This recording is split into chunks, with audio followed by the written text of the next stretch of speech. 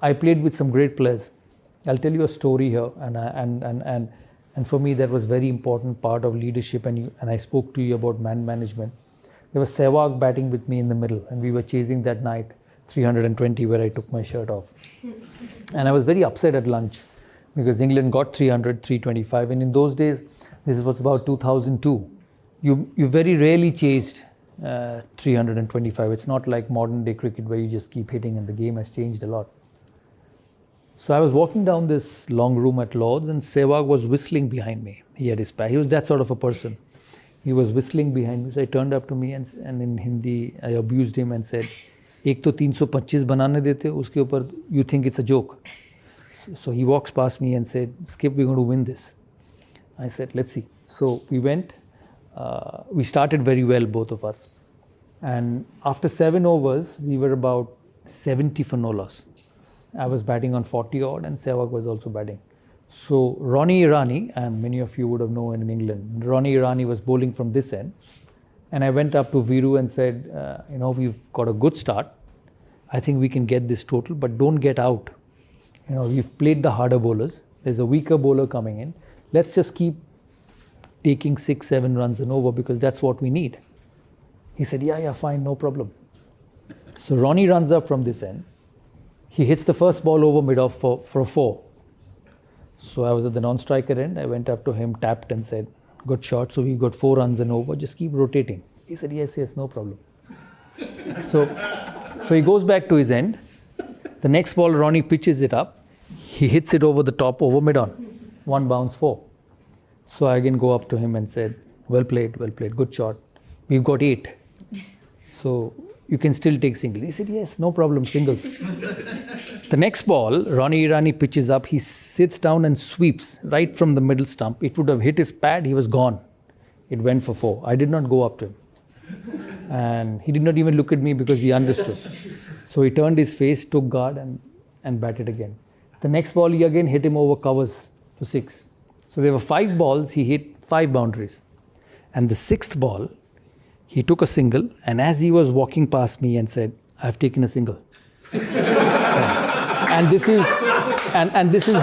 is happening in the middle. And we got 22 runs that over. He smashed him. He was so good.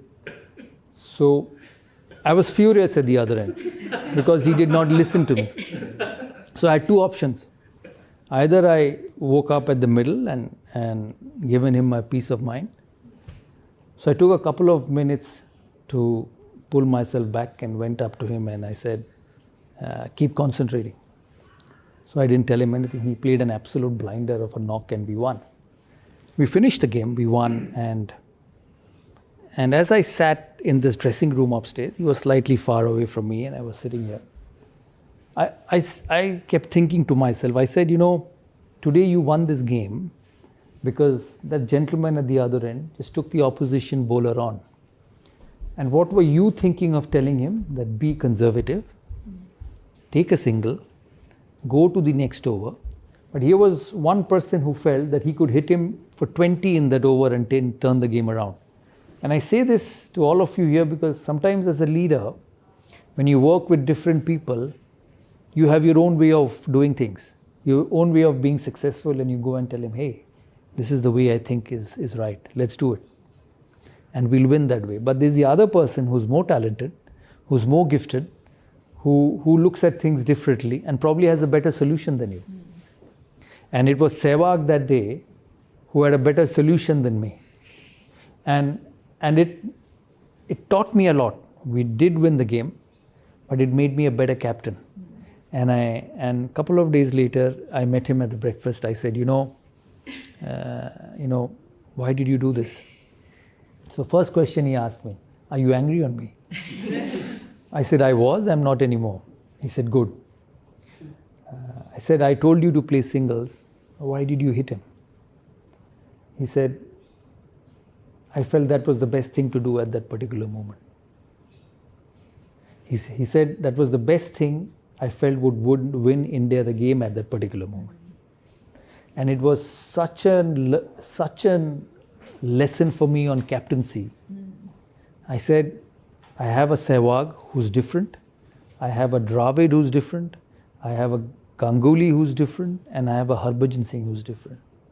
They can't play the same way. So if I have to be successful, I have to understand that they win cricket matches their way. And I have to let them do that. And I think a successful group, a successful entrepreneur, along with your aims and goals and objectives of wanting to be successful, don't forget this very simple line and solution in your journey is that everyone's different. And you cannot make everyone play the same way or everyone work the same way. As long as he delivers for you, as a leader, you need to have that a capability of adjustment in you. And I say that, when you manage individuals, you have to manage them differently. Yeah, and you cannot expect every individual to behave, react, work, and do things the same way. That is very important in leadership.